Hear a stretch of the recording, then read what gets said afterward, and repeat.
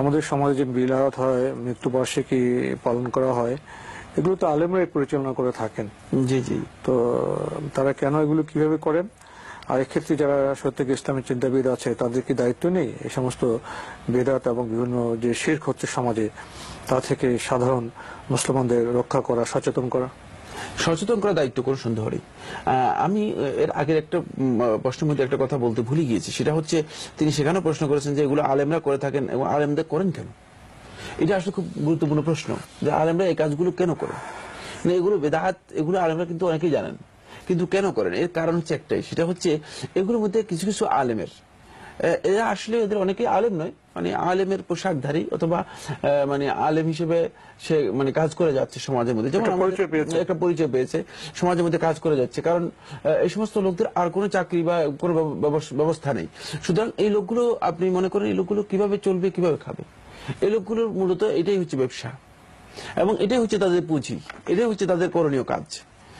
এই জন্য মিলাদ যদি না হয়, তারপরে এই শবে বরাতের এই অনুষ্ঠান যদি না হয়, মৃত্যুবার্ষিকী এগুলো যদি না হয়, দোয়ার অনুষ্ঠান যদি না হয়, তাহলে তো এখানে এই আলেমদের পকেটে টাকা আসবে না। এই সমস্ত অনুষ্ঠানগুলোতে যদি একজন আলেম অংশগ্রহণ করেন, তাকে 1000 টাকা থেকে আরম্ভ করে 10,000 টাকা পর্যন্ত দেওয়া হয়। 1000 টাকা থেকে আরম্ভ করে অধিকার বেশি নাই গেলাম। জি। তো এই ক্ষেত্রে আলেমদের কিছু মানে নিজস্ব বিষয় রয়েছে, সেক্ষেত্রে আসলে মানে এই সমস্ত আলেমরা মানে আখিরাতের এই পুঁজিগুলোকে দুনিয়ায় ইনভেস্ট করতেছে। এটা আরেকটা গলদ, এটা আরেকটি বড় ধরনের গলদ। মানে এগুলোকে আখিরাতের কাজ হিসেবে গ্রহণ করছেন না, এগুলোকে দুনিয়ার কাজ হিসেবে গ্রহণ করছেন এবং দুনিয়া উপার্জনের মাধ্যম হিসেবে গ্রহণ করার কারণে তারা এগুলোর মাধ্যমে দুনিয়া উপার্জন করার জন্য এই কাজগুলো করে যাচ্ছেন। এবং একদল আলেম, আল্লাহ রাব্বুল আলামিন সবার কথা বলছি না আমি, আল্লাহ রাব্বুল আলামিন তাদেরকে হেদায়েত দান করুন, এই একদল আলেম যারা এই কাজগুলো করে যাচ্ছেন, তাদের এই স্বার্থে যদি আঘাত দেওয়া হয় থাকে, তাহলে তারা প্রয়োজনে মানে আপনাকে হত্যা করবে। মানে এমন একটা অবস্থা যে কায়েমি স্বার্থবাদীদের মতো, মানে প্রয়োজনে তারা হত্যা করবে, প্রয়োজনে তারা আপনার বিরুদ্ধে মানে কঠোর মানে অবস্থান নেবেন। কেন?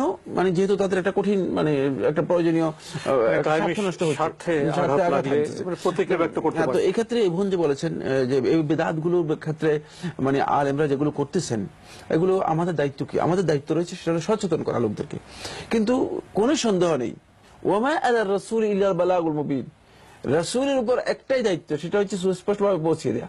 রাসূলের উপর দায়িত্ব যদি পৌঁছে দেওয়া হয়, তাহলে সচেতন আলেম বা ইসলামী চিন্তাবিদ যারা আছেন, ইসলাম নিয়ে যারা গবেষণা করেন এবং কোরআন এবং হাদিসের সহি ধারণা যারা নিয়ে থাকেন, তাদেরও একটাই দায়িত্ব, সেটা হচ্ছে তারা মানুষের কাছে বিষয়গুলো স্পষ্ট করে তুলে ধরবে।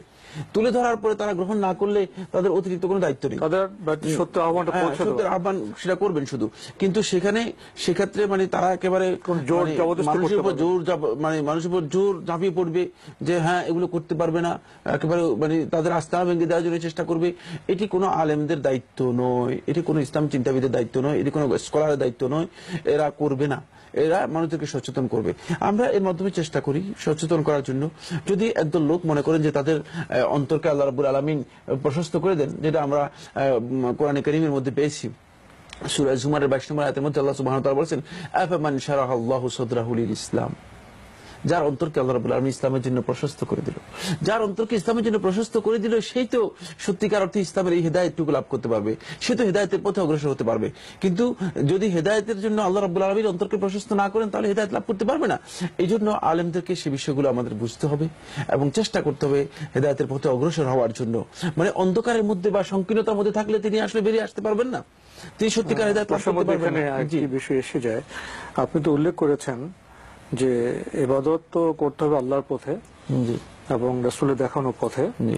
তো সেক্ষেত্রে যারা আপনার মিলাদ করছেন বা মৃত্যুবার্ষিকী পালন করছেন, সেখানে তাদের ব্যক্তিগত কিছু স্বার্থের বিষয় চলে এসছে, এটা একটা দিক। আরেকটা দিক, দোয়া তো ইসলামে আছে।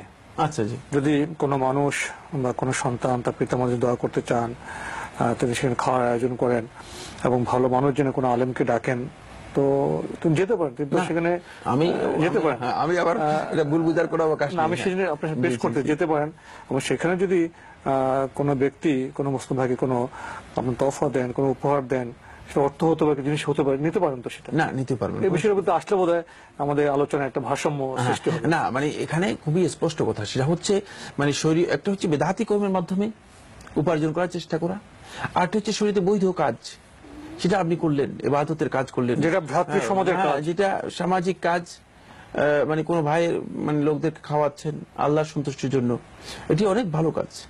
বরং তিনি রাসূলুল্লাহ দোয়া চাচ্ছেন রাসূলুল্লাহ সাল্লাল্লাহু আলাইহি ওয়াসাল্লামকে প্রশ্ন আল্লাহর করেছেন, কাছে। আফদালুল ইসলাম, ইসলামের সবচেয়ে শ্রেষ্ঠ কাজ কোনটি? তখন রাসূলুল্লাহ সাল্লাল্লাহু আলাইহি ওয়াসাল্লাম সহিহ বুখারীর riwayat-এর মধ্যে এসেছে, রাসূলুল্লাহ সাল্লাল্লাহু আলাইহি ওয়াসাল্লাম বলেছেন সেটা হচ্ছে ইতআমুত তাআম, লোকদের খাওয়ানো। তারপরে আদ-দুআ হুয়াল ইবাদা, দোয়া হচ্ছে আল্লাহ রাব্বুল আলামিনের ইবাদত। দোয়ার মানে ইবাদতের মূল বিষয় হচ্ছে দোয়া। সুতরাং দোয়া আমরা আল্লাহ রাব্বুল আলামিনের কাছে করব।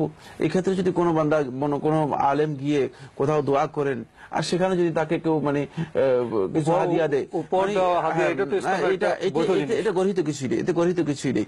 মানে তিনি এটাকে মানে গর্হিত হিসেবে নেওয়ার কোনো সুযোগ নেই। তবে হ্যাঁ এমন প্রচলনে পরিণত হয়ে যাওয়া যে দোয়া করলেই টাকা দিতে হবে, মানে শেষ পর্যন্ত এটা চুক্তি করতে হবে। ওপেন সিক্রেটের মতো বাড়ি ব্যাপারটা আবার হয়ে যায় যে হ্যাঁ মানে যে দোয়া করলেই 1000, মানে দোয়াটা 1000-এর দোয়া।